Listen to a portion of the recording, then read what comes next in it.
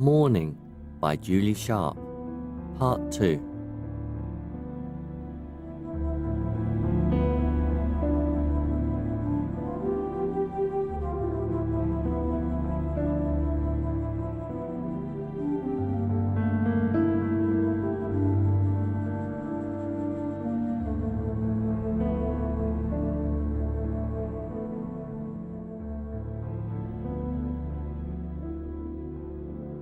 They're lighting the lamps outside this room. There are pools of light edging under the door and the soft hum and stir of voices. They've been so very quiet, so very patiently waiting for me to have something to say. I remember when Joseph died, though my heart was hurt and aching, I was the one who found things to say. The words to comfort, even though I'd lost him. It was a quiet end, expected. His bones were so frail, sometimes he said he could hear them creak. He would laugh about it. It began so simply, just a slower climb upright from bending down. A pain like a blade, he'd say when he straightened. He was strong, he was alive. Then he was an old man. And then he was gone. These memories seem like moments. So very quickly things pass. One moment you're alive and doing one of those tiny mindless acts that fill a life, like pounding the bread dough, or listening to a fire crackle, or holding a sleeping child heavy at your breast, or pouring wine carefully into a cup, or kissing carelessly the one that you love, or you're lighting lamps like the ones outside, watching the oil feed the flame and the brightness lick the darkness back. And then it's gone. A life has gone. And everything, every pattern of your own life, rocks and shakes and falls.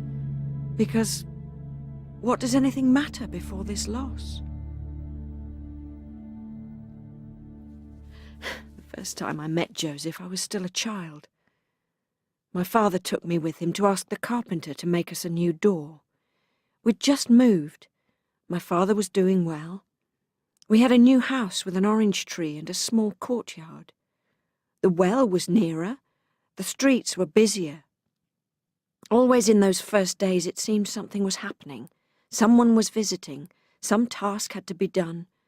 Everything was new, and I was lonely. My father took me with him to find the carpenter. Joseph's father stood in the shop. A thick apron was round his waist. The cloth was as coarse as sacking, and his tools were in it, ready to his hand. Joseph stood behind his father. He looked at me as the older men talked of joints and hinges. After a moment, unexpectedly, he smiled. Before my face could say anything back, my father spoke to me and we were going. We went to prayers that first Sabbath in the synagogue that from then on would be ours. Joseph's was the only face I knew, and his father's, of course.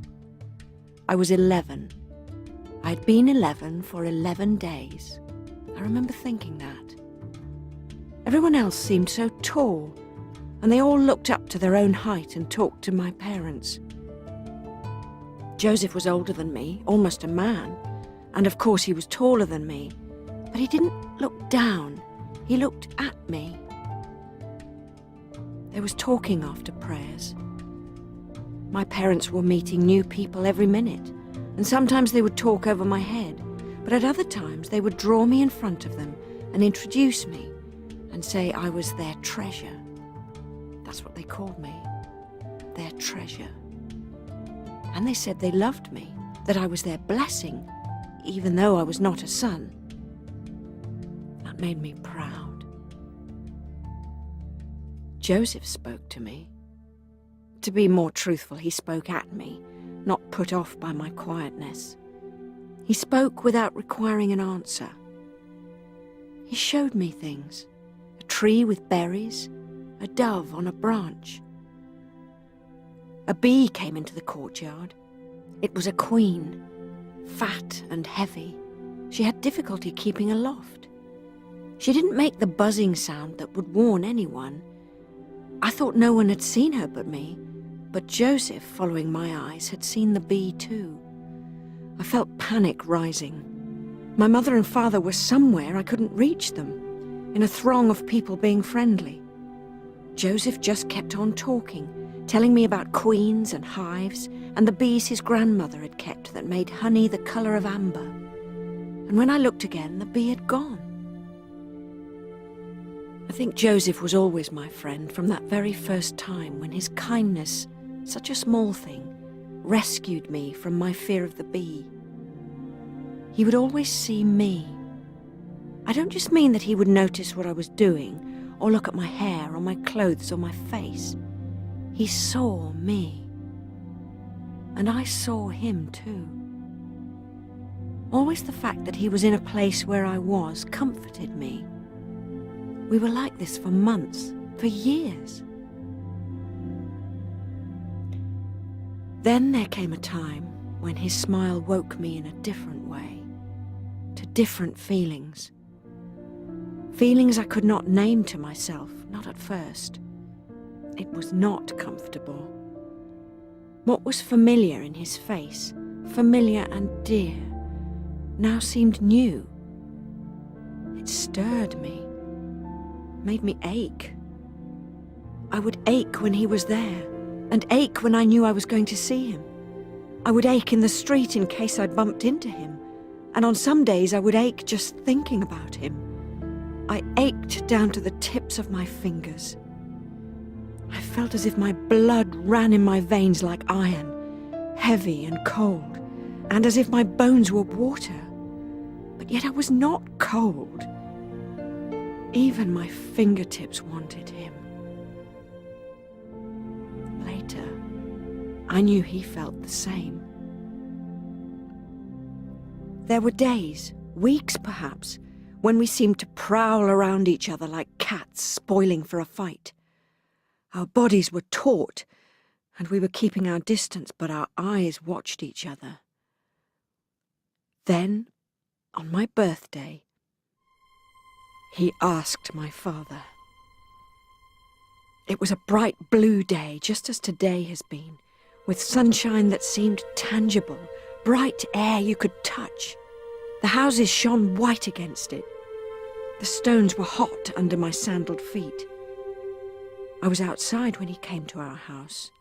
I was laying out apricots we had brought from my uncle's house in the country, laying them out in shallow wooden trays, split open and stoned, to be dried in the sun. The fruit was moist in my hands. I was sticky with the sweet, sharp juice. He walked straight past me, but he looked at me as he entered the house, and I knew why he'd come. I sat down unsteadily on the steps that led to the roof. There was a roaring in my ears like oceans demanding to be let in. I prayed then in a helpless way. I asked you to hear me, God, but I couldn't get further. Oh Lord, hear my prayer. When I cry out to you, answer me, answer me. No words beyond that. I was glad to think then you knew my heart. I was glad you know what our hearts cry out when we've no words. Abba, my son said we can call you. Abba, a God who knows, a father, the Father, his Father. What have you done, Father, to your son?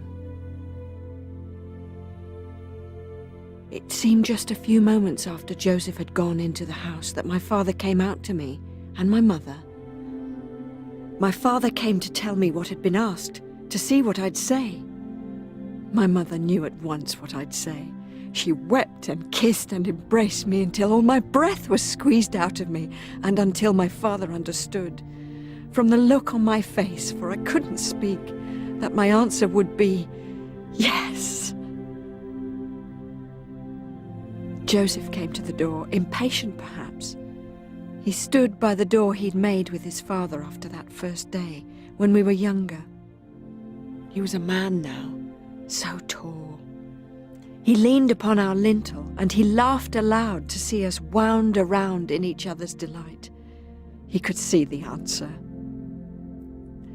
I think before that day I'd never felt such joy. The joy that lifts your heart so much it's like a bird in your breast, pressing as if it wants to escape your body. 14 days after this day was the day of the angel.